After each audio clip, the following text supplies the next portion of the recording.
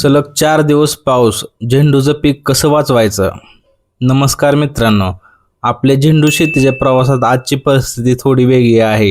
गेल्या 4 दिवसांपासून सतत पाऊस पडतोय. अशी वेळ अनेक शेतकऱ्यांच्या मनात एकच प्रश्न पडतो, तो म्हणजे पीक कसं वाचवायचं. आज मी माझ्या शेतातून प्रत्यक्ष परिस्थिती दाखवणार आहे आणि अशा हवामानात कोणत्या गोष्टींकडे लक्ष द्यायला हवं ते सांगणार आहे. आपण बघू शकता रानात किती ओलावा आहे आणि वातावरणात मॉइश्चर असल्या कारण झाडाला मुळं फुटून यायला लागलीत. आपली झाडं तर अजून मस्त आहेत, पण पिंचिंग केल्यावर लगेच पाऊस सुरू झालता.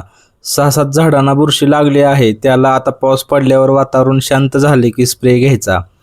सतत ओलावा राहिल्यामुळे मुळांना हवा कमी मिळते, त्यामुळे बुरशीजन्य रोगांचा धोका जास्त वाढतो. आता ह्यावर काळजी काय घ्यायची? शेतात पाणी साचू द्यायचं नाही.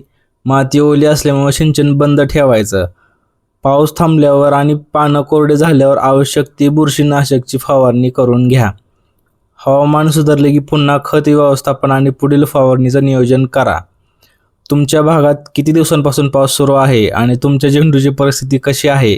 कमेंटमध्ये नक्की सांगा. जर हा व्हिडिओ उपयोगी वाटला असेल तर लाईक करा, शेअर करा आणि चॅनलला सबस्क्राईब करा. पुढच्या अपडेटमध्ये पुन्हा भेटूया.